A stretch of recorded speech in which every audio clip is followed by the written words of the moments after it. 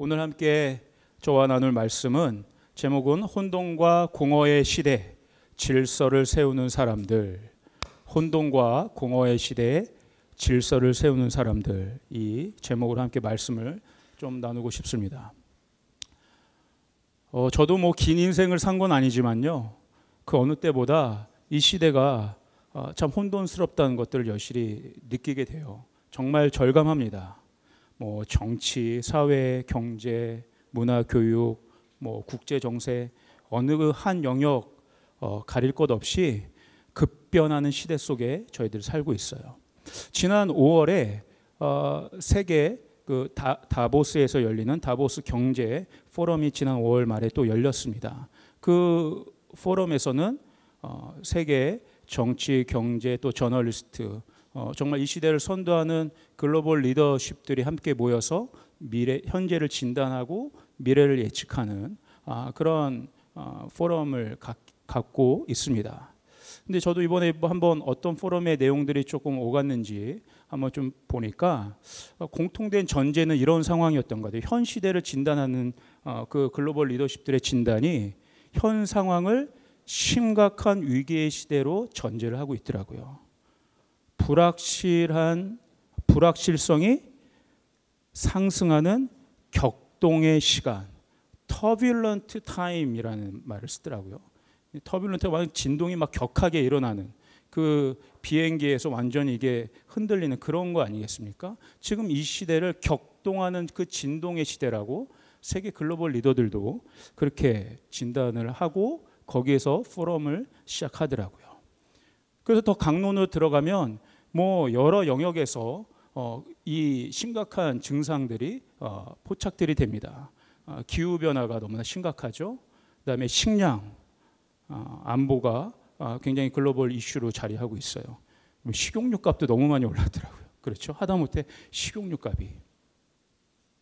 그런가 하면 우리 시대를 지금 또 우리 젊은 세대들을 혹하게 하는 가상화폐에 대해서도 IMF 총재라든지 세계 각국의 중앙은행 총재들이 글로벌 가상화폐에 대한 경고 메시지들을 이번에 막 때리더라고요.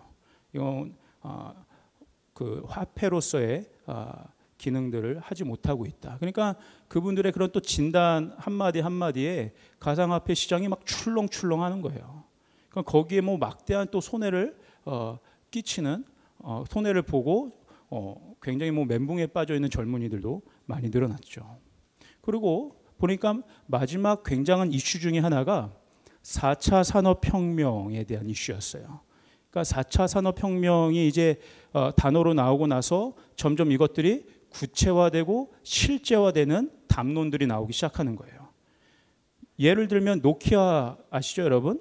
핀란드 국적의 노키아 그 회장은 앞으로 스마트폰이 필요 없다고 얘기를 단언했어요.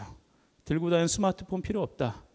왜냐하면 그 스마트폰이 우리 몸에 이식될 것이기 때문에 아주 단정을 하더라고요. 이 다보스 포럼을 이끌고 있는 클라우스 슈밥이라고 하는 이 다보스 포럼의 회장도 이 4차 산업의 혁명의 핵심을 어떻게 정의를 내리냐면 인간과 기계가 하나가 되는 트랜스 휴머니즘의 시대가 될 것이다. 저희 한참 또 젠더 이슈 갖고 나오고 있잖아요. 그것도 넘어가는, 인간과 기계가 하나가 되는 트랜스 휴머니즘의 시대가 될 것이다. 조금 더 설명하면 이런 얘기예요. 물리적, 우리 인간의 물리, 이런 육체적인 것, 디지털 및 생물화학적 세계를 융합하고 경제 및 산업의 모든 분야에 영향을 미치며 심지어 인간이라는 것의 의미에 관한 아이디어에까지 도전하는 다양한 신기술을 특징으로 하는 것이 4차 산업혁명 시대다. 그러니까 인간의 아이덴티티까지 전혀 새로운 차원의 컨셉으로 설명을 시도하는 것들이 사이보그죠, 여러분. 젠더를 넘어서서 사이보그입니다. 사이보그. 나와 디지털이 하나가 된다는 거예요. 이런 개념들 상상이 되세요? 저는 저도 약간 올드미디어 시대라 그런지 그 세대라 그런지 상상이 잘 안 되더라고요. 나와 디지털 세계가 하나가 된다는 게 진짜 어떤 의미인가? 트랜스 휴머니즘이라는 게 도대체 어떤 종족을 이야기하는 것인가? 그러니까 극도의 혼란 속에 들어가게 된다는 것들 너무 막 절감하게 되더라고요. 사랑하는 여러분, 이럴 때일수록 저와 여러분은 더 근원으로 돌아가야 될 줄 믿습니다. 그러므로 하나님의 창조의 역사를 주목해야 돼요. 이럴수록 성경은요, 태초의 상태를 이렇게 표현하고 있죠. 창세기 1장 2절의 상반부에 보면 이렇게 나와 있어요. 땅이 혼돈하고 공허하며 흑암이 깊음 위에 있고. 혼돈과 공허를 이 단어에 좀 주목했으면 좋겠어요. 혼돈, 히브리어로 토우, 공허는 보우. 이 혼돈과 공허하면 여러분 어떤 이미지가 떠오르세요? 뭐 이렇게 비어있는 상태를 떠올릴 수 있을 것 같은데, 이 혼돈과 공허의 원래 뜻은 폐허가 된 상태라는 뜻이에요. 폐허. 그러니까 여러분, 폐허라는 단어는 어떤 의미가 있습니까? 어떤 건물이나 도시가 파괴되어져서 황폐하게 된 상태를 폐허가 된 상태라고 얘기하고 있어요. 그러니까 저와 여러분들이 창조 전의 상태에 대해서 우리는 저와 여러분 완전히 이해할 수는 없습니다. 그러나 이 폐허라는 단어에서 우리가 캐치할 수 있듯이 폐허라는 것 자체가 그 전에 무엇인가 있었는데 그것이 무엇인지는 모르겠지만 어쨌든 문제가 생겼다는 것들을 의미하지 않습니까? 뭔가가 파괴되어지고 허물어졌다는 것들을 의미하는 거예요. 이사야서에서도 좀 나오고 유대 많은 문헌들에서는 태초 전에 하늘에서 어떠한 일들이 벌어졌는지를 기록하고 있어요. 아마 아시는 분들은 아실 것입니다. 하늘에서 어마어마한 전쟁이 있었죠. 하나님과 천사들이 있었는데 천사의 우두머리 격인 루시퍼라는 사단이 교만하여져서 하나님을 적대하게 됩니다. 그래서 하늘에서 어마어마한 전쟁이 펼쳐지죠. 그러나 당연히 누가 승리하게 돼요? 하나님 편이 승리하게 되죠. 루시퍼와 그 무리들은 하늘에서 추방당합니다. 하늘에서 완전히 쫓겨나게 돼요. 그것이 이 땅 가운데 추방당하게 된 거예요. 그러한 의미로 봤을 때 하늘의 질서를 혼란스럽게 하고자 했던 이 사탄 루시퍼가 그 일들에 실패하고 이 땅 가운데 추방하고 내려왔을 때 루시퍼가 있는, 사탄이 있는 곳의 특징은 혼돈과 공허함이라는 거예요. 창세전에 어떠한 일이 무엇이 있었는지는 저희도 더 이상 알기 어렵지만, 그러나 분명한 것은 하늘에서 추방당한 계명성 그 루시퍼가 이 땅 가운데 내려왔을 때 혼돈스럽고 공허한 일들이 함께 펼쳐졌다는 거예요. 그리고 그 결과는 뭐예요? 흑암이에요. 흑암은 호쉐크라고 하는데요. 흑암하면 여러분 깜깜한 이미지이지 않습니까? 이것이 주는 의미는 뭐냐면 하나님을 알지 못하는 무지의 상태. 이게 흑암이에요. 저와 여러분 이 시간 흑암, 어두움이라는 단어에 대해서 잘 인식하셨으면 좋겠어요. 흑암이 무엇이에요? 하나님을 알지 못하는 무지의 상태가 흑암이다. 그것은 곧 죽음의 상태를 의미합니다. 그러니까 로마서 1장에서 사도 바울도 이렇게 이야기하죠. 사람들이 마음에 하나님 두기를 싫어했다고 했어요. 그러니까 하나님을 일부러 알지 않으려고 하는 거예요. 하나님을 인식할 수 있음에도 불구하고 하나님을 마음에 두기를 싫어해서 하나님을 영화롭게도 하지 않고 하나님께 감사하지도 아니해서 그 결과가 어떻게 됐어요? 흑암 가운데 있었다고 했어요. 호쉐크. 오히려 그 생각이 허망하여지고 미련한 마음이 어두워졌다. 하나님을 알지 못하고 하나님을 거절하고 하나님을 믿지 않기로 작정한 사람들 안에 나타나는 현상이 흑암이라는 거예요. 그게 어떤 상태라고요? 죽음의 상태. 여러분, 하나님이 세상을 창조하셨다는 것은 사탄에 의해서 혼돈과 공허함, 흑암으로 바뀌어버린 그 세상을 하나님이 질서 있는 세상으로 새롭게 바뀌어졌다는 것을 의미합니다. 그러니까 하나님의 창조의 섭리를 다양한 관점에서 볼 수 있지만 이 질서라는 관점에서 오늘 봤으면 좋겠어요. 하나님이 하신 일이 뭐예요? 흑암과 공허함과 흑암의 상태에서 빛과 어두움을 나누셨어요. 하늘의 물과 땅의 물을 나누셨어요. 땅의 물을 바다와 육지로 나누셨어요.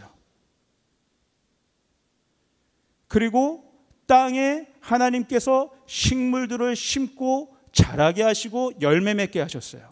하늘에는 해와 달과 별 광명체들을 아주 질서정연하게 배치하셨어요. 그리고 하늘의 공중에 나는 새들과 바다의 물고기들과 육지의 동물들을 창조하셨어요. 그러니까 하나님의 창조의 핵심은 뭐냐면 각각의 피조물들이 있어야 할 위치에 있게 하신 게 하나님의 창조의 핵심이라는 거예요. 그냥 객체로 하나님이 만드신 게 아니에요. 그냥 객체로 만드시고 흩으신 게 아니라 각각의 위치가 있어야 될 정확한 위치에 하나님이 질서 있게 피조물들을 위치시켰다는 거예요. 그리고 각각의 피조물들이 그 위치에서 고유의 역할을 감당하도록 하나님이 그 피조물들에게 각각의 역할을 맡기셨다는 거예요. 그 질서가 한데 어우러진 게, 그 질서와 균형, 조화를 이루어진 그 모습이 창조 세계의 완벽한 그림이라는 거예요. 여러분 동의하십니까? 그러므로 질서야말로 하나님의 창조의 완성이에요. 한치의 오차라도 있으면 다시 충돌하고 맙니다. 혼란스럽게 돼요. 무질서가 일어나요. 그리고 이 하나님의 창조 질서의 하이라이트는 바로 무엇입니까? 저와 여러분들. 하나님의 형상을 닮은 인간이죠. 하나님의 형상이라는 건 어떤 것을 의미해요? 질서의 하나님께서 그 질서 있게 세상을 창조하시고 다스리시는 그 권세와 권한을 하나님의 형상인 저와 여러분들에게 주셨다는 거예요. 왕의 권세를 주셨다는 거예요. 질서를 유지하고 질서를 확장시키는, 생육하고 번성하고 땅에 충만케 하는 왕의 통치권을 저와 여러분에게 주셨다는 거예요. 믿으십니까, 여러분? 어마어마한 권세죠. 그러나 우리가 잘 알다시피 이 이후로 이 세상의 역사는 어떤 식으로 돌아갑니까? 창조하시는 하나님과 그 질서를 유지시키고 회복시키고 하나님의 나라를 확장시키려고 하는 하나님 나라의 역사와 그것들을 무너뜨리고 혼란스럽게 하고 방해하는 사단의 어둠의 권세와의 치열한 싸움들을 이뤄지는 거죠. 그러나 그때마다 하나님은 결코 물러서지 않으세요. 반드시 하나님의 사람들을 그 혼돈의 세상 가운데 반드시 세우셔서 하나님의 일을 지속하게 하십니다. 그것이 예레미야 1장 10절에 잘 나와 있어요. 이건 우리가 한번 같이 한 목소리로 읽어보도록 하겠습니다. 예레미야 1장 10절 시작. 보라, 내가 오늘 너를 여러 나라와 여러 왕국 위에 세워 네가 그것들을 뽑고 파괴하고 넘어뜨리며 건설하고 심게 하였느니라 하시니라. 저와 여러분을 어디에 세우셨다고요? 여러 나라와 여러 왕국 위에 세우셨다. 여러 나라와 왕국이 의미하는 것은 무엇입니까? 이방 나라예요. 하나님을 알지 못하는 나라예요. 하나님 없는 무지의 상황, 무지의 그 환경들이에요. 그런데 하나님께서 저와 여러분을 그 무질서에 하나님을 알지 못하는 그 흑암의 이방 나라와 왕국 위에 세우셨다는 거예요. 여러분 믿으십니까? 왜 그러세요? 그 나라를 창조의 질서의 나라로 바꾸시기 위해서. 그 이방 나라와 왕국 위에 세워져 있는 하나님의 창조 질서에 맞지 않는 그 혼돈과 공허함, 그 황폐케 된 멸망할 수밖에 없는 그 잔재들을 저와 여러분을 통해서 제거하시고 새로운 하나님의 창조의 세계를 만드시기 위해서 하나님이 저와 여러분을 세우셨다는 거예요. 여러분 혹시라도 여러분이 서 있는 그 자리가, 여러분이 여러분이 살고 있는, 여러분이 속해 있는 가정과 가문이 황폐케 된 상황에 있습니까? 내가 잘못된 곳에 서 있는 것이 아니에요. 황폐한 가문에 내가 태어나고 자라고 살고 있는 것, 뭔가 잘못해서 내가 거기 있는 것이 아니에요. 하나님이 여러분을 그곳에 세우신 줄 믿으시길 바랍니다. 여러분이 속해 있는 영역 가운데, 여러분이 일하는 비즈니스 세계 가운데 온통 불의가 난무하고 혼돈이 난무하고 거짓이 난무하고 속임수가 난무하고 너무나 고통스러운 것들이 난무합니까? 내가 있는 그곳이 내가 잘못된 곳에 서 있는 것이 아니라는 거예요. 하나님이 미스하신 게 아니에요. 하나님이 여러분을 그곳에 세우신 이유가 있다는 것이에요. 조이풀 교회가 이 도시 한복판에 지금 이렇게 있습니까? 잘못된 곳에 조이풀 교회가 세워진 것이 아니라는 거예요. 이 어마어마한 이 도시 한복판에서 벌어지는 엄청난 악의 세력에 대항해서 교회가 빛을 발하고 복음을 전하고 하나님의 사람들을 일으키라고, 하나님의 도시를 세우라고 하나님이 오늘 이 도시 한복판에 저의 교회를 세우신 줄 믿습니다. 이것이 예레미야에게 주신 하나님의 음성이자 오늘 저와 여러분에게 주시는 하나님의 말씀인 줄 믿으시길 바랍니다. 오늘 저와 여러분을 여러 나라와 왕국 위에 세우셔서 하나님께 속해 있지 않은 모든 썩어 없어질 것들을 뽑고 파괴하고 넘어뜨리게 하실 줄 믿습니다. 그것으로 인해 나는 그것으로 인해 내가 부름받은 사람들이고, 그것들을 뽑아 없애는 것에 끝내는 것이 아니라 새로운 하나님의 도시를 심고 세우고 건설하는 것에 우리가 부름받은 사람들이라는 거예요. 제 개인적으로는 아주 가까운 한 가문을 제가 알고 있습니다. 이 가문을 위해서 저도 어마어마하게 오랜 시간 동안 기도하고 있어요. 엄청난 영적 전쟁이 일어나는 그런 가문입니다. 그래서 그 가문을 방문할 때마다 저도 엄청난 기도를 하게 돼요. 그냥 그 가문에 방문할 때마다 그냥 그렇게 가벼운 마음으로 가진 않게 되더라고요. 엄청 기도하면서 영적인 선포들을 하면서 갑니다. 그리고 때로는 십자가도 가져가서 그 땅에 묻기도 하고 보혈을 선포하고 하나님의 도시가 이 가문 가운데 세워지기를 간절히 그렇게 열망해요. 근데 오랜 시간 기도해도 잘 안 바뀌더라고요. 뭔가 뭐 하나 변화되는 조짐이 없어 보이더라고요. 근데 최근에 놀라운 소식을 들었어요. 정말 인간으로서 상상하지도 못할, 생각지도 않았던 방법으로 하나님이 그 가문의 우상들을 조금씩 허물고 계심을 눈으로 목도하게 되었습니다. 아멘. 그것을 위해 저를 부르셨다는 생각이 드는 거예요. 그 가문을 망하게 하기 위해서 부르신 것이 아니고 그 가문을 하나님의 도시로 새롭게 세우시기 위해서 저 같은 사람을 부르셔서 기도하게 하시고 하나님의 나라를 선포케 하시고 주의 보혈을 선포케 하시는 하나님의 섭리를 깨닫게 되는 거예요. 하나님 신실하십니다. 하나님 신실하십니다. 여러분이 밟고 있는 그 땅이 황폐케 된 땅이라 할지라도 여러분 포기하지 마시길 바랍니다. 오늘 저와 여러분이 그런 황폐케 된 땅에 서 있다면 그것은 여러분이 잘못된 곳에 서 있는 것이 아니라 여러분을 통해서 그 혼돈과 공허와 흑암의 세계를 하나님의 창조의 완벽한 질서의 세계로 바꾸시고자 하는 하나님의 놀라운 섭리가, 하나님의 형상을 닮은 여러분을 통해서 이루고자 하시는 하나님의 놀라운 계획이라는 거예요. 그렇게 본다면 저희가 얼마나 영광스러운 존재입니까? 오늘 사단이요 마지막 때에 발악을 한다는 생각이 들어요. 조지 목사님 통해서도 이게 지금 이 창조의 질서들이 계속 무너지고 있는 것들이, 이게 레디컬하게 무너지고 있는 것들을 우리가 목도하지 않습니까? 저도 그런 가운데서도 오늘 이 트랜스휴머니즘이라는 단어도 저도 처음 본 거예요. 야, 이게 하나님의 창조의 질서의 마지막 하이라이트인 인간에 대한 개념이 다 무너지고 있구나. 사단이 어마어마한 지금 시도들을 하고 있구나.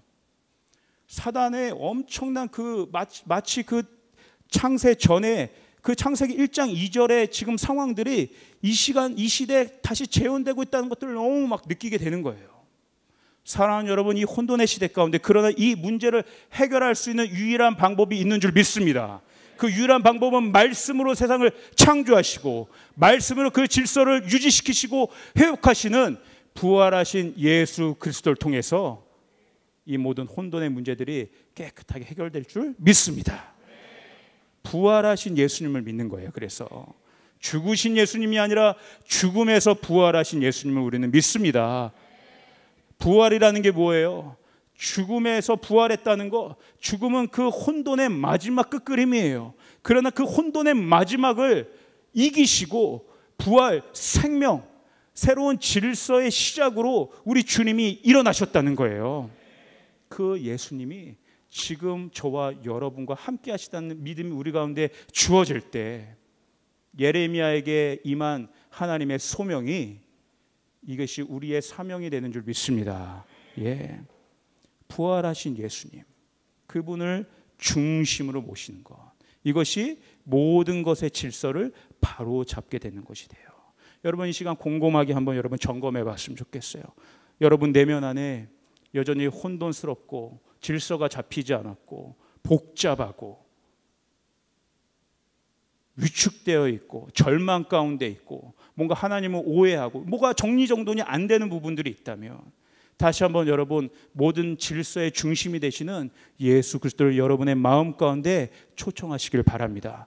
주님, 제 영 가운데 임하여 주시옵소서. 제 마음 가운데 임하여 주시옵소서. 모든 어그러졌던 질서들을 바로잡아 주시옵소서. 무너졌던 저희 가문의 질서가요, 예수를 중심으로 모신 저희 아버지 한 사람을 통해서 완벽하게 변화된 것을 저는 어린 시절부터 목도했어요. 기적도 이런 기적이 없습니다. 진짜 어떤 병에서 회복이 된 것 이상으로 한 영혼이 주님을 믿는다는 게 얼마나 어려운지를 보아왔기 때문에, 한 가정이 깨어졌던 가정이 어떻게 회복됐다는 것들을 보아왔기 때문에, 그 조금의 금도 가지 않을 것 같던 그 사단의 견고한 진의 가문들이 변하지 않을 것 같던 그 견고한 그 진들이 예수를 중심으로 모신 한 사람을 통해서 어떻게 금이 가고 새로운 하나님의 가문으로 세워진 것들을 두 눈으로 똑똑히 봤기 때문에 여러분 믿음으로 이 이야기를 할 수 있는 것이에요. 우리 안에 모든 것의 질서의 중심이 되시는 예수 그리스도를 우리의 센터에, 조지훈 목사님 항상 센터의 십자가 복음을 새기면 그 십자가의 능력이 복잡하고 어지러웠던 우리의 모든 것들을 바로잡아 줄 것입니다. 이것이 하나님의 의로우심이에요. 잘못됐던 모든 것들을 바로 잡아주시는 하나님의 의가 예수를 중심으로 믿는 우리들에게 이 시간 임하기를 주님으로 축복합니다. 아멘. 그러므로 하나님의 아들, 하나님께서는 아들 예수님을 이 혼돈의 세상 가운데 보내시고 모든 무질서를 질서로 바로 잡아주셨듯이 이 시간 하나님은 저와 여러분을 여러분이 속해 있는 각각의 영역 가운데 파송하신 줄 믿으시길 바랍니다. 하나님은 우리를 파송하시는 하나님이세요. 우리를 보내시는 하나님이세요. 그리고 보내셔서 당신의 뜻을 그 땅 가운데 이루기를 원하시는 것이 우리 하나님 아버지의 간절한 소원이라는 것. 예. 우리 옆 사람에게 한번 좀 선포해 주시길 바랍니다. 당신은 파송받은 자입니다. 예, 파송받은 자입니다. 그러므로 여러분, 우리가 근데 만만치 않잖아요. 그 여러 나라와 왕국 위에서 살아간다는 건 우리가 영향을 끼치기도 전에 우리가 영향을 받을 수밖에 없잖아요. 때로는 그 무질서 속에 우리도 무질서함으로 빠져들고 말잖아요. 그러므로 이 시대 저와 여러분은 영적으로 똑바로 깨어있지 않으면 안 된다는 거예요. 이 시대 가운데 우리의 씨름이 혈과 육에 있는 것이 아니고 통치자들과 권세들과 이 어둠의 세상 주관자들과 하늘에 있는 악의 영들을 대함이라. 이 세상을 어떻게 표현하고 있어요? 이 어둠의 세상이라고 표현하고 있어요. 우리가 밟고 있는 우리의 영역이 황폐케 된 영역이라면 그곳에서 싸우는 우리의 싸움의 실제는 그 황폐한 것 뒤에 너머에 있는 이 어둠의 세상 주관자들, 하늘의 악의 영들과의 영적인 싸움이라는 거예요. 그러므로 이 시대에 저와 여러분들은 똑바로 깨어 있어서 하나님의 전신갑주를 입어야 될 줄 믿습니다. 이 전신갑주야말로 이 시대의 모든 그 어둠의 권세들을 대항하여 이길 수 있는 유일한 무기가 때문에 그래요. 여러분 한번 생각을 해보세요. 사단이 여러분을 공격한다고 생각해 보세요. 무엇으로 그 공격을 물리치겠어요? 무엇으로 그 공격을 대항하겠어요? 무엇으로 사단을 물리칠 뿐만 아니라 예수님처럼 그 머리를 밟아 죽이겠어요? 사단이요, 우리의 어떠함의 모습을 보고 두려워할까요? 우리가 스펙이 많은 걸 가지고 사단이 벌벌 떨까요?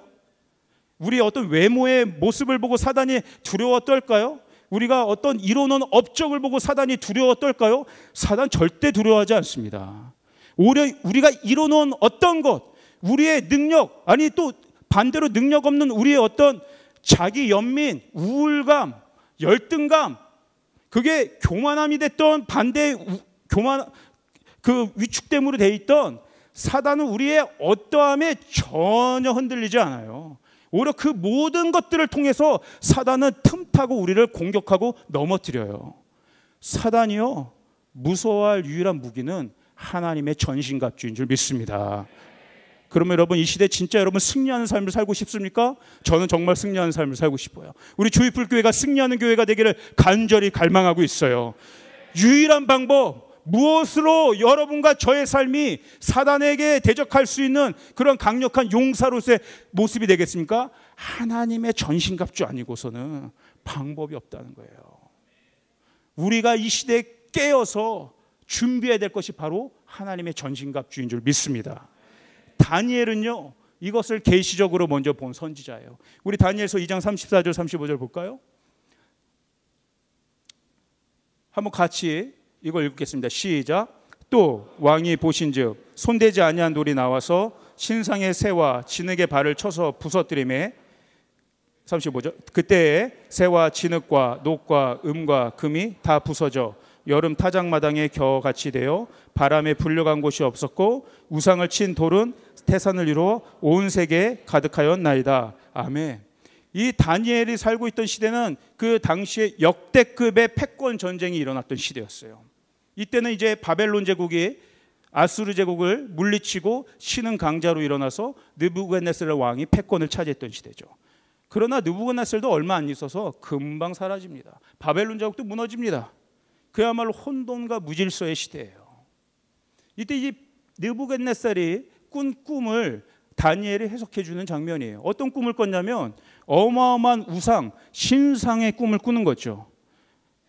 머리와 팔, 다리, 목, 몸통 이것이 온통 금, 은, 쇠, 철, 진흙덩이 아주 강력한 이 세상의 재료들로 구성되어 있는 거예요. 천하를 호령할 수 있는 가장 강력한 신의 모습처럼 존재하고 있는 거예요. 그 꿈을 느부갓네살이 꾼 거예요. 그런데 느닷없이 갑자기 다듬지 않은 사람의 손에 그 손때가 묻지 않은, 그러니까 굉장히 거칠 수 있겠죠. 볼품이 없을 수 있겠죠. 아주 와일드한 손대지 아니한 돌, 다듬지 아니한 돌이 갑자기 날라와서 그 어마어마한 강력한 신상을 때려 부십니다. 어찌나 이 손대지 않은 돌이 강력한지 이 신상이 가루 하나 남지 않을 정도로 산산이 부서지고 말아요. 그리고 오히려 이 다듬지 않은 돌이 어떻게 돼요? 어마어마한 태산을 이룬다고 나와 있어요. 우리 다니엘서 2장 44절도 한번 볼까요? 이 말씀도 한번 같이 읽겠습니다. 시작. 이 여러 왕들의 시대에 하늘의 하나님이 한 나라를 세우시니 이것은 영원히 망하지도 아니할 것이요 그 국권이 다른 백성에게로 돌아가지도 아니할 것이요 도리어 이 모든 나라를 쳐서 멸망시키고 영원히 설 것이라. 아멘. 예. 이 손대지 아니한 돌, 이 돌이 만들어낸 어마어마한 태산, 이 태산이 온 세계에 가득 차게 됐는데 이것이 무엇이에요? 다니엘이 본 하나님께서 새로 일으키시는 한 나라였어요. 여러 나라와 여러 왕국이 아니라 전혀 차원이 다른 하나님이 세우신 한 나라를 다니엘이 본 거예요. 이 왕국은 망하지도 않습니다. 멸망하지도 아니에요. 영원히 세워지는 나라라는 것이에요. 우리는 이것을 너무 잘 알고 있죠. 예수 그리스도가 왕으로 다스리시는 나라. 다니엘은 본인 스스로가 바벨론 제국이라고 하는 그 어마어마한 우상의 물결 안에 있는 그 한복판, 그 통치의 한복판의 관료로 살면서도, 그러나 그 무질서에 휩쓸리지 않고 하나님의 나라가 지금 이 시간에도 어떻게 흘러가고 있고 어떻게 세워지고 있고 어떻게 창조되어지고 있는지를 똑똑히 목도한 사람이었어요. 하나님께서 만드실 영원한 한 나라가 오고 있다, 만들어지고 있다, 세워지고 있다. 나는 바벨론에 속한 사람이 아니라 하나님의 나라에 속한 사람이다.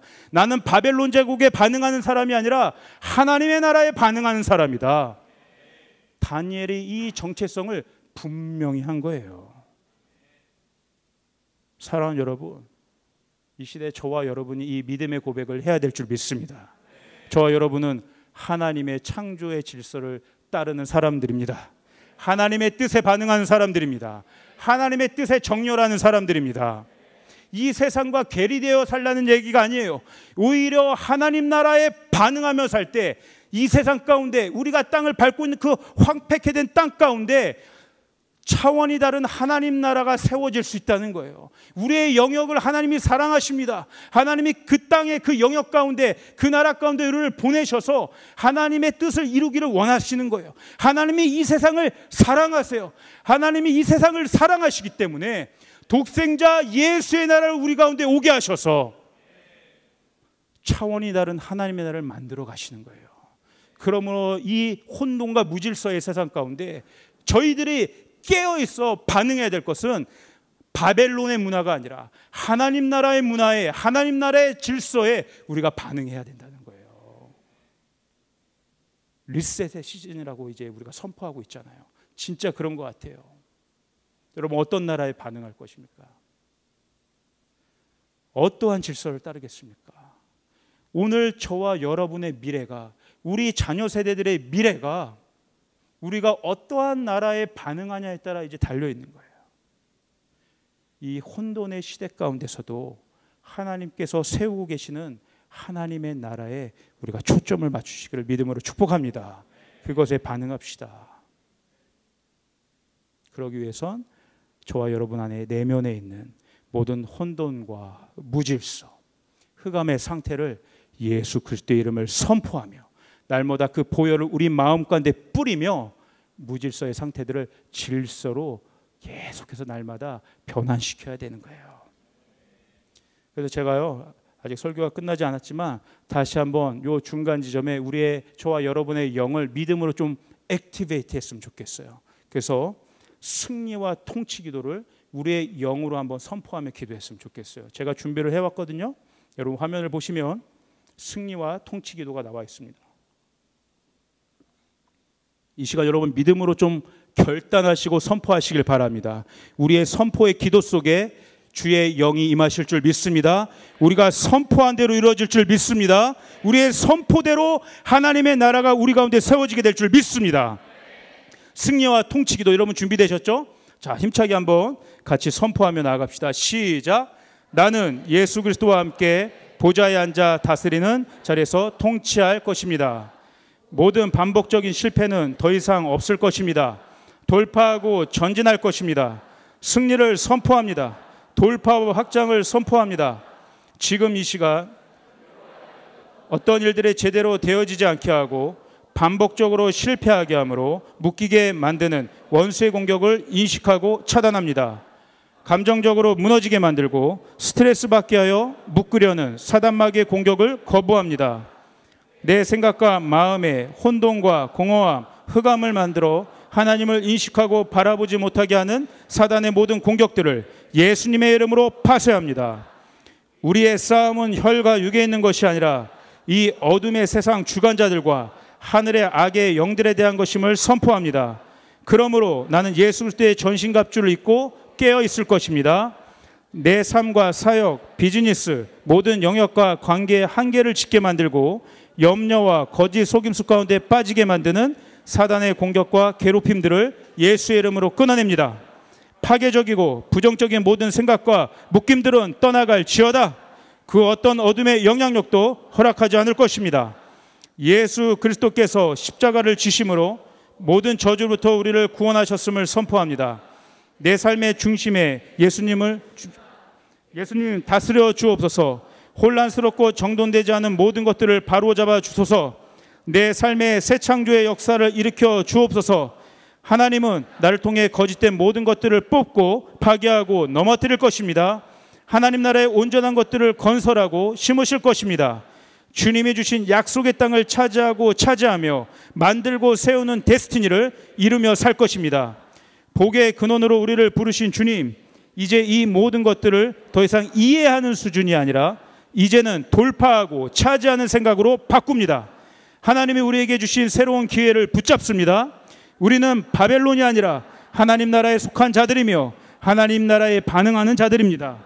주님을 찬양합니다. 창조의 하나님 영광을 받으소서. 할렐루야. 아멘. 아멘. 우리 박수로 한번. 예. 황폐케된 땅 가운데 하나님이 하실 이 일을 선포하라고 저와 여러분을 그 땅 가운데 세우셨다는 거예요. 날마다 선포하는 선포의 권세가 여러분에게 주어지기를 주님의 이름으로 축복합니다. 여러분, 오늘 그러나 지금까지 본 모든 이슈를 조금 더 특별하게 공동체적인 관점에서 조금 보고 싶어요. 여러분, 한번 생각해 보세요. 그 하나님께서 창세 전에도 그 사단이 이 땅 가운데 추방당했다고 했는데, 성경을 보면 하나님이 온 세상을 만드신 이후에도 사단이 있었다고 나와 있어요. 그런데 사단이 어느 시점에 인간을 공격했는지를 잘 보세요. 아담이 홀로 창조되었을 때 아담을 공격하지 않았어요. 어느 타이밍 때 공격했어요?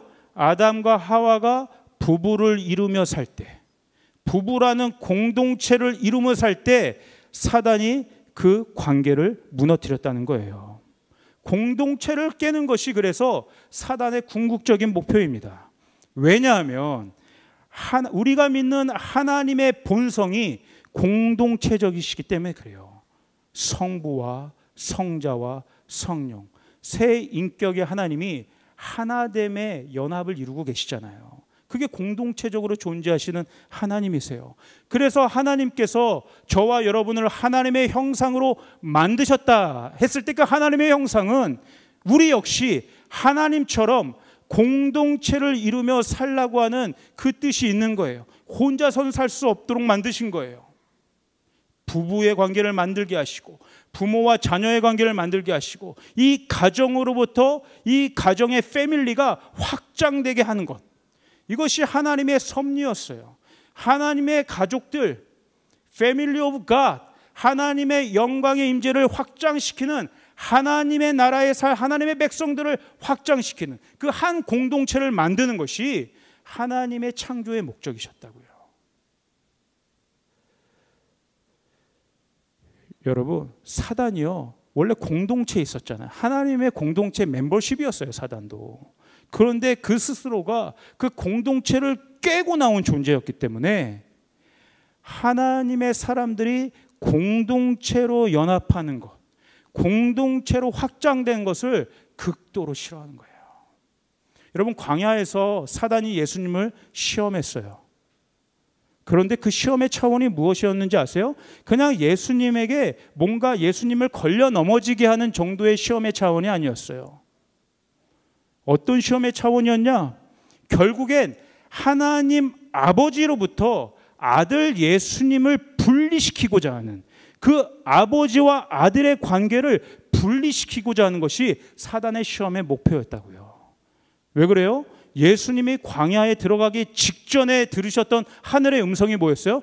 이는 내 사랑하는 아들이요, 내 기뻐하는 자다. 아버지로부터 그 엄청난 존재적인 음성을 듣고 그 아버지를 중심에 모시고 그 광야로 성령의 인도하심을 받아 그 광야로 나갔는데, 사단이 한 짓이 뭐예요? 아버지와 아들을 분리시키고자 한 것이에요. 선악과 사건도 마찬가지였던 거예요.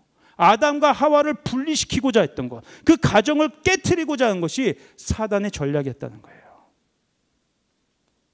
여러분, 이 사단의 공격이요 너무 심플해요. 너무나 한결같아요. 선악과 때나 예수님의 때나 그리고 지금도 한결같은데 그것이 가장 강력해요. 특히 사단은 아까 아담과 하와의 경우에서도 봤듯이 가정을 무너뜨립니다. 예수님의 경우에서도 봤듯이 아버지와 자녀의 관계를 깨트리려고 해요. 여러분, 저도 마찬가지고 우리 성도들도 가끔 이렇게 만나서 이야기 나누고 상담하고 해보면요, 결국에 문제를 거슬러 올라가 보면 모든 상처의 뿌리에 가족이 있더라고요. 가족으로부터 받은 데미지가 씻겨지질 않더라고요. 그것이 쓴뿌리가 되어서요, 성인이 되면 될수록, 성인이 되면 오히려 철이 들고 나아질 줄 알았는데 어떤 어려움들이 생기잖아요. 그 가족으로부터 옛날에 입었던 쓴뿌리 또 스물스물 올라오는 거예요. 50이 넘고 60이 넘었어도 내가 우리 부모님 때문에 내 신세가 이렇게 돼서 한탄하시더라고요. 그러니까 사단의 공격이 너무나 강력한 거예요. 이 한 사람의 인생을 망쳤고 이 한 사람의 인생을 폐허의 상태로 계속 두게 하는 방법은 가정 하나를 깨트려 버리는 거예요. 공동체 하나를 깨트리는 것도 아주 심플합니다. 저와 저희 아내는요, 사역자예요. 일주일 내내요, 아무 문제가 없어요. 평화로워요. 굉장히 사랑해요, 서로. 그런데 언제 싸우는지 아세요? 아시죠? 토요일 밤, 주일 아침. 뭐 하러 가야 돼요?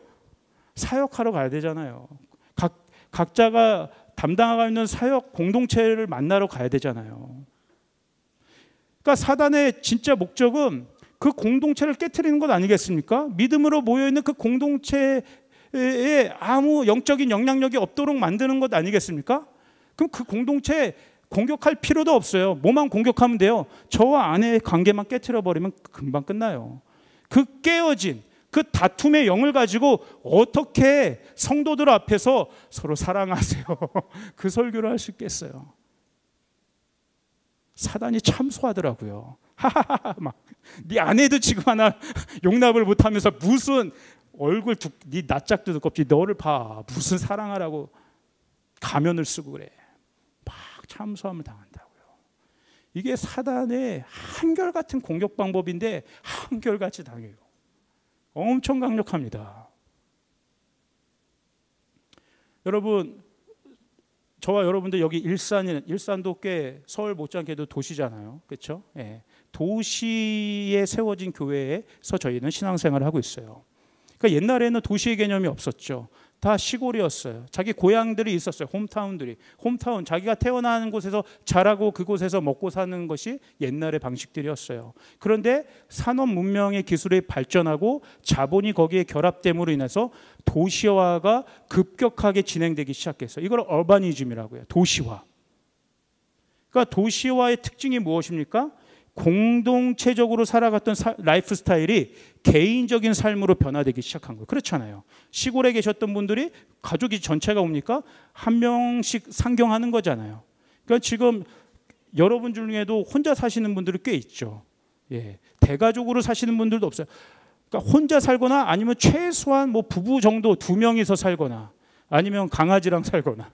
싱글리즘도 요즘에 이 시대의 트렌드인 싱글리즘도 이 얼바니제이션, 이 도시화의 하나의 산물인 거예요. 그런데 이 도시화, 이 싱글리즘 이런 것들이요, 교회에도 엄청난 영향을 미쳤어요. 그러니까 교회가 처음에 한국에서도 부흥하고 초대교회처럼 공동체로 모여서 모이기에 힘쓰고 서로 모든 것들을 나누고 또 복음을 전하고, 그러한 초대교회의 모습을 우리 한국교회에서도 일어나고 하나님이 은총을 주셔서 엄청난 부흥을 이뤄냈는데, 도시화의 사회의 특징들을 나타내면서 교회에도 이제 어떠한 사람들이 오기 시작하냐면 개인 혼자서 살고 있잖아요. 이렇게 핵가족화되어 있잖아요. 그리고 너무나 바빠요. 그 다음에 삶의 문제들이 그러다 보니까 공동체적인 이슈가 별로 내 안에 문제가 아닌 거예요. 내 개인의 문제가 삶의 이슈가 되는 거예요. 내 재정의 문제, 내 진로의 문제, 내 개인의 어떤 내면의 문제, 이런 것들이 도시 사람들의 라이프 스타일의 특징인 것이죠. 그러니까 그 문제들을 공동체의 문제가 아니라 내 개인의 문제를 해결하기 위해서 교회를 찾아갑니다. 위로를 얻죠. 평안을 얻죠. 그게 좋아요. 교회에서 그렇게 치유되고 회복되는 것이 너무나 필요합니다. 그게 교회의 역할이죠. 그런데 문제는 거기까지라는 거예요. 내 마음의 문제가 해결됐어. 할렐루야. 자유함을 얻었어. 평안해졌어. 오케이. 그러나 그 다음 단계로 넘어가기에는 내가 너무나 부담스러운 거야. 왜? 내 삶이 너무나 바쁜데? 내 싱글 라이프에 다른 어떤 것들을 끼어들게 하기에는 이제 이 삶이 복잡해지는데? 옛날 초대교회의 모습은 어땠어요? 서로 코이노냐가 구심점을 이뤘어요. 모이게 힘쓰고 떡을 떼고 서로 필요한 것들을 나누고, 이 강력한 코이노냐의 구심점을 가진 교회 공동체가 그러나 비전을 받아 있죠. 사명을 받았죠. 그냥 자기네들끼리만 희희낙낙하는 동호회 모임이 아니라 하나님의 부르심을 받은 비전 공동체로서 아까 예레미야가 받았던 그 사명을 받음으로 인해서 선교하고 복음을 전하는 원심력의 힘을 갖게 되었다고요. 그런데 이 도시화된 도시교회들, 다 저마다 개인의 문제로 교회를 찾아온 동기는 있지만 그 다음 단계로 넘어가는데 너무나 어려워요. 여기까지 더 이상 더 제 삶 가운데 들어오려고 하지 마세요. 보호막을 싹 치죠. 너무나 불편해요. 여러분, 현대인들과 그래서 교회가요 사실 잘 맞지 않습니다. 여러분 너무 귀찮지 않으세요? 맨날 모이라고 하고, 동호회는 내가 골라서 취향에 맞게, 기호에 맞게 내가 그 사람들 멤버십 안에 내가 들어갈 수 있지만, 스몰을 사역자가 짜줬는데 이건 뭐 알지도 못하는 사람이고 마음에 드는 사람 한 명도 없고 불편한 게 하나도 투성이 아니에요. 근데 모이기를 힘쓰라고 그러고 밥 먹으라고 그러고 바빠 죽겠는데 모임도 너무나 많고, 도시화된 상황에서 이 현대인들에게 교회의 스타일은 맞지 않아요. 반대로 교회 입장에서도 이 도시화된 라이프 스타일이 엄청난 도전이 돼요. 그러니까 신앙도 개인주의화 됐을 뿐만 아니라 교회도 개교회 중심으로 가는 거예요. 우리 교회만 잘 되면 되는 거예요. 옆에 교회가 쓰러져 가도 관심 없는 거예요. 옆에 교회가 어떤 어려움에 있고 어떤 공경에 처해도 내 알 바 아닌 거예요. 우리 교회만 높이 쌓아 올리면 되는 거예요. 이 도시화된 상황에서 신앙도 개인주의화됐고 교회도 개교회 중심이 되는 거예요. 어떤 교회와도 연합하지 않아요. 하나됨을 이루지 못해요. 대가지불하는 신앙들이 상실되게 돼요. 코이노니아는요, 여러분, 대가지불이죠. 선교는 대가지불하는 것이죠. 우리는 공동체를 여전히 필요로 해요. 그런데 내가 공동체를 위해서 내 것들을 대가지불하기에는 부담스러워요. 이게 불편한 진실인 것 같아요. 여러분, 지금 코로나 이후에 대면으로 다 전환됐잖아요. 저도 통계를 들어봤는데요. 지금 코로나 이후에 대면으로 오픈된 이후에 현장 예배로 돌아오는 퍼센테이지 평균이 지금 35%에 머물러 있다고 하더라고요. 교회들이 비상이 걸려 있어요. 네. 어떻게 다시 코이노냐 공동체, 또 선교하는 공동체로 이 교회의 사람들을 콜링할 것인지, 이게 저와 여러분이 마주하고 있는 엄청난 도전이 되는 거예요. 그런데 여러분, 이걸 아셔야 돼요. 우리 하나님께서는 그 하나님의 풍성하신 사랑을 늘 언제나 공동체에게 부어주신다는 사실을, 이것을 믿으셔야 돼요. 우리 신명기 33장 29절 한번 볼까요? 한번 보겠습니다. 이렇게 한번 같이 한 목소리 읽어보죠. 시작. 이스라엘이여, 너는 행복한 사람이로다. 여호와의 구원을 너같이 얻은 백성이 누구냐? 그는 너를 돕는 방패시오 내 영광의 칼이시로다. 내 대적이 내게 복종하리니 내가 그들의 높은 곳을 밟으리다. 아멘. 하나님은 이스라엘을 사람 단수로 취급하세요. 너가 아니라 너희를 향해. 하나님은 이스라엘이라는 공동체가 행복하기를 바라세요. 이스라엘이여, 너는 행복한 사람이로다. 조이풀이여, 너는 행복한 사람이로다. 조나단이 아니고 조나단의 가문이여, 너는 행복한 사람이로다. 조나단이 속해 있는 조이풀 공동체는 행복한 사람이로다. 조나단이 속해 있는 대한민국은 행복한 사람이로다. 하나님은 행복의 선포를 공동체에게 해주신다는 것이에요. 이 행복의 정체가 뭐예요? 토브예요. 토브. 하나님 보시기에 좋은 상태, 하나님의 형상으로 지음받은 상태가 행복한 상태예요. 이 토브한 상태가 뭐예요? 공동체를 이루고 이 공동체를 다스리고 확장해가는 하나님의 형상. 이스라엘이 이스라엘만 잘 먹고 잘 살라고 하나님이 이스라엘을 세우신 것이 아니라, 이스라엘이 행복할 때는 언제예요? 하나님이 이스라엘 제사장 나라로 세우셔서 이스라엘 통해서 온 열방이 하나님을 알게 될 때 이스라엘은 진정 행복한 사람이 될 수 있다는 거예요. 아브라함의 믿음이 복된 것은 아브라함에게 약속하신 그 이삭이라는 한 자녀를 개인적인 차원에서 하나님이 이삭을 낳게 약속을 해주셔서 나는 이 믿음이 있어, 이 개인적인 내 자녀 한 명에 대한 믿음 때문에 아브라함이 복되다고 한 것이 아니에요. 아브라함이 바라보고 있는 지점은 이삭 한 명에게 머물러 있는 것이 아니라 이 이삭을 통해서 그 후손들 12지파를 만들고 이스라엘을 만들어내시고 이스라엘 통해서 온 열방을 하나님의 가족이 되게 하시는 하나님 나라의 질서가 확장되는 그것을 아브라함이 볼 때, 아브라함 너는 복 있는 자로다. 너를 통해 온 열방이 복을 받게 될 것이다. 하나님이 이렇게 선포해 주는 거예요.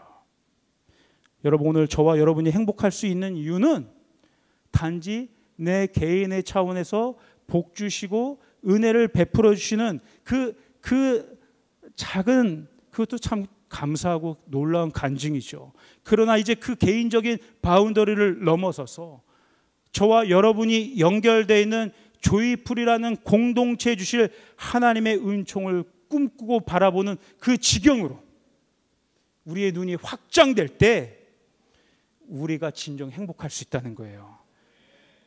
여러분이 청년부에 소속되어 계십니까? 여러분 한 사람을 통하여 청년부 너는 행복한 사람이다 라고 하나님이 선포하시는 믿음의 공동체가 되기를 주님으로 축복합니다. 너 한 사람으로 인해 너희 장년부는 행복한 사람이로다. 너 한 사람으로 인해 조이풀 공동체는 행복한 사람이로다. 하나님께서 이 선포를 해주실 때 우리에게 진짜 행복의 경험들이 있게 될 것이라는 거예요. 그러므로 오늘 저와 여러분에게 진짜 필요한 것은 믿음의 공동체성이 회복되어야 된다는 거예요. 따라해 볼까요? 믿음의 공동체성. 예, 믿음은 물론 개인적인 것들로 출발합니다. 그러나 오늘 이제 저와 여러분에게 확장될 믿음의 차원은 믿음의 공동체성에 있는 거예요. 우리 로마서 10장 17절을 한번 같이 읽어볼까요? 시작. 그러므로 믿음은 들음에서 나며 들음은 그리스도의 말씀으로, 다시 한번, 믿음은 들음에서 나며 들음은 그리스도의 말씀으로 말미암느니라.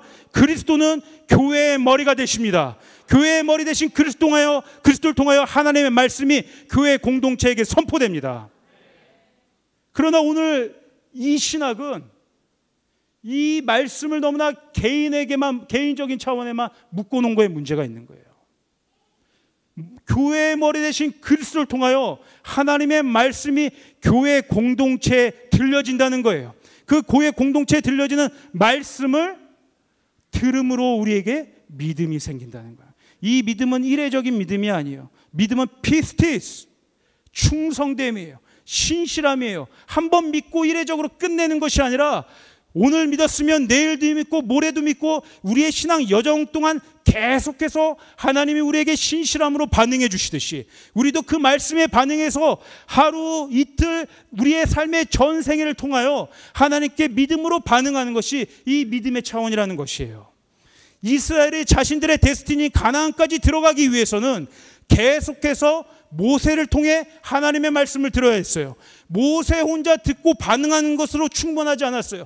모세를 통해 하나님께서 주시는 말씀을 이스라엘 온 공동체가 함께 듣고 믿음으로 반응하며 구름 기둥 불기둥을 따라서 그 데스티니의 마지막까지 가는 것이, 이것이 믿음이 들음에서 나는 거예요. 사랑하는 여러분, 저와 오늘 여러분의 행복이 이스라엘이라는 공동체 안에서 조이풀이라는 공동체 안에서, 우리 스몰이라는 공동체 안에서 우리의 행복이 진정 주어질 수 있는 것임을 여러분 믿음으로 반응하시길 바랍니다. 이스라엘이 하나님의 그 말씀을 들음으로, 그 토라 율법에 반응함으로써 그들의 믿음을 활성화시켜야 됐고 그들의 행복이 거기에서 나올 수 있었던 거예요. 그러나 그렇게 반응하지 못했던 거예요. 하나님의 말씀은요, 공동체가 함께 듣는 것이에요. 변화산에서 제자들에게 들려지는 말씀이 있어요. 하늘 문이 열리고 마치 예수님께서 세례 받으실 때 그 음성이 똑같이 들려옵니다. 이는 내 사랑하는 아들이요 기뻐하는 자다. 그러므로 너희는 그의 말을 들어야 할지니라. 예수 그리스도의 말이 어떤 차원에 임했어요? 교회 공동체의 차원에 임했어요. 제자들에게 임한 건 개인적인 차원으로 주님의 말씀이 들려진 것이 아니에요. 교회를 세워야 될 제자들에게 주님의 말씀이 들려졌다고요. 너희는 예루살렘을 떠나지 말고 이 성에 머물면서 기도함으로 성령께서 너에게 주실 음성을 기다려라. 그리고 마침내 성령의 음성이 불처럼 바람처럼 그 모인 무리 가운데 임했을 때 엄청난 교회 공동체가 세워지는 놀라운 역사가 있었다는 거예요. 지금의 시즌은요, 이 조이풀의 시즌은 저와 여러분들이 함께 한 공동체로서 하나님의 말씀을 들어야 될 때예요. 성령은 공동체 가운데 임하십니다. 우리 작년에 강철 부대하면서 엄청 외쳤잖아요. 원바디 원보이스. 우리가 한 몸, 한 공동체라는 것을 무엇으로 증명할 것인가? 우리의 입술로, 우리의 한 목소리가 이 사람한테도 동일하게 나오고 저 사람한테 동일하고 이 사람을 찔러도 우리의 조이풀의 데스티니가 이런 것입니다라고 한 목소리로 나오게 하는 거. 이 원 보이스를 통해서 하나님의 뜻이 이루어질 수 있다는 것이에요, 여러분. 성령 세례의 증거인 여러분, 그 중에 한 방언도 있지 않습니까? 방언도 내 개인의 차원을 위해서 주신 것이 아니에요. 여러분, 방언이 어디에 있습니까? 고린도서 13장 보면 사랑장이라고 하죠. 사랑에 대해서 고린도전서 13장은 길게 설명해 주고 있습니다. 그런데 고린도서 12장 앞에 장은 성령의 은사에 대해서 얘기하고 있어요. 사랑장이 13장 다음에 고린도서 14장은 방언에 대해서 이야기하고 있어요. 그 말은 무엇이에요? 성령의 은사와 방언, 이것이 사랑으로 연결되어 있지 않으면 울리는 꽹과리밖에 안 된다는 것이에요. 방언은 신령한 것입니다. 하나님께 나아가는 기도의 차원이지만 결국 그 방언의 기도의 내용도 결국 나만을 위한 것이 아니라 공동체를 위한 중보적 기도의 차원으로 나아가야 방언에 진짜 의미가 있다는 거예요. 내 스몰을 위한 중보기도, 우리 교회를 위한 중보기도, 이 나라를 위한 중보기도, 열방을 향한 중보기도의 차원으로 방언이 올려질 때 그 방언이 진짜 의미가 있다는 거예요. 공동체적인 방언 기도가 오늘 저와 여러분 가운데 풀려지시기를 주님으로 축복합니다. 마지막 말씀을 정리하겠습니다. 이 시대에 사단이 어마어마하게 우리를 공격하고 있어요. 우리는 절대 질 수 없습니다. 승리해야 됩니다. 승리해야 됩니다. 승리하기 위해서 제가 방법을 하나 알려드릴게요. 제가 알려드리는 게 아니라 성경이 알려주는 겁니다. 디모데 후서 2장 5절의 말씀, 5절 6절 한번 읽어볼게요. 시작. 경계하는 자가 법대로 경계하지 아니하면 승리자의 관을 얻지 못할 것이며 수고하는 농부가 곡식을 먼저 받는 것이 마땅하니라. 승리의 관을 받기 위해서는 어떻게 해야 돼요? 법대로 경계. 법대로. 법대로는 합법적이라는 뜻이에요. 하나님의 법대로 하는 것이 합법적인 것이에요. 마지막 시대에 우리의 승리의 관건은 하나님의 법대로 하느냐, 하나님의 법대로 하지 않느냐. 하나님 나라에 반응하며 살 것인가, 바벨론에 반응하며 살 것인가. 바벨론에 반응하면 100% 진다고 성경은 나와 있어요. 우리의 능력이 아무리 뛰어나다 할지라도 바벨론 나라에 반응하는 법대로 하면 100점 100패라는 거예요. 그러나 나는 부족하고 연약해도 하나님 나라의 법대로, 하나님의 방식대로 반응하여 경기를 완주하면 승리의 관을 우리가 쓸 수 있다는 것이에요. 우리가 실패하고 패배하는 이유가 뭐예요? 내 개인의 환경과 상황 때문에 그렇지 않다는 거예요. 하나님의 법대로, 하나님의 말씀대로 하지 않기 때문에 하나님의 승리를 경험하지 못하는 거예요. 이 시대에 공동체를 극심하게 분열시키고 가정을 여전히 깨게 만들고 교회를 분란시키는 사단의 공격이 거세면 거셀수록 하나님은 공동체를 통해서 말씀하시고 역사하실 줄 믿습니다. 그렇다면 이 시대에 하나님의 법대로 한다는 건 무엇인가? 공동체와 함께 발맞춰 뛴다는 걸 의미해요. 하나님의 법대로 하면 승리합니다. 7월 달에 우리 훈련하기로 했잖아요, 여러분. 이거는 개인적인 훈련의 차원을 넘어서서 공동체적인 훈련이 될 줄 믿습니다. 킹덤컴 시즌도 다가올 거예요. 그때마다 얼마나 많은 개인적인 씨름과 고민과 갈등과 스트롤링이 있겠어요. 가냐 마냐, 갈 수 있냐 마냐, 돈이 있냐 없냐, 휴가를 낼 수 있냐 없냐, 개인적인 차원으로 머무는 싸움이 되지 않을 것입니다. 공동체가 함께 힘을 모아서 함께 싸워주고 함께 중보해주고 함께 힘을 불어넣어주고 공동체적인 승리를 경험하는 킹덤컴이 될 줄 믿음으로 선포합니다. 그러면 이제 마지막, 이 시대에 조지훈 목사님이 계속 선포하는 것처럼 이 시대는 엘리야의 기도가 필요해요. 그 혼돈의 시대 가운데, 가뭄이 극심한 시대 가운데 엘리야는 작은 손바닥 구름 하나를 보았어요. 근데 그 구름을 보기까지 엘리야는 무릎을 꿇었어요. 무릎을 꿇고, 제가 허리가 유연하진 않지만 머리를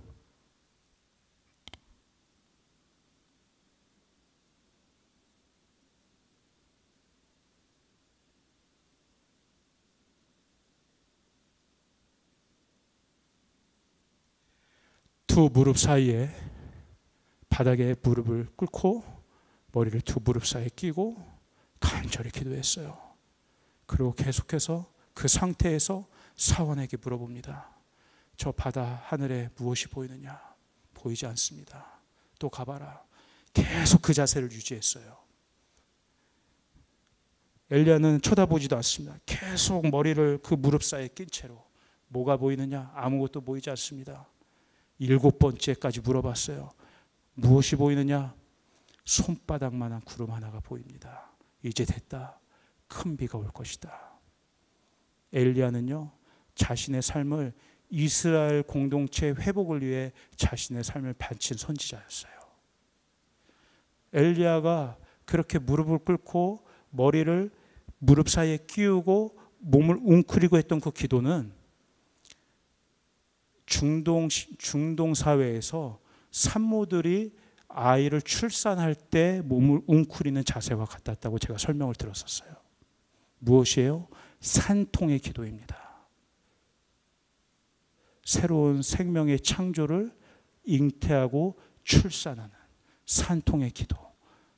내 개인적인 기도의 차원을 넘어서서 나라와 민족, 다음 세대와 열방, 이 교회 공동체를 위한 중보적 기도. 그 혼돈과 무질서와 흑암의 상황 가운데 6번까지 아무런 조금의 점도 보이지 않는 그 상황에서, 그러나 믿음을 잃지 않고 하나님의 약속을 붙잡고 그 손바닥 하나를 바라보았을 때 하나님이 일을 행하시겠구나, 하나님이 새 역사를 창조하시겠구나, 하나님이 우리를 살려주시겠구나, 우리를 통해서 엄청난 반전의 역사를 만드시겠구나, 우리의 가문을 변화시키겠구나, 우리의 공동체를 변화시키겠구나, 우리의 다음 세대를 하나님이 잃어버리지 않으시겠구나. 이 산통의 기도가 오늘 저와 여러분에게 필요한 이 시대적 기도인 줄 믿습니다. 오늘 이 기도를 저와 한번 해보시지 않으시겠습니까?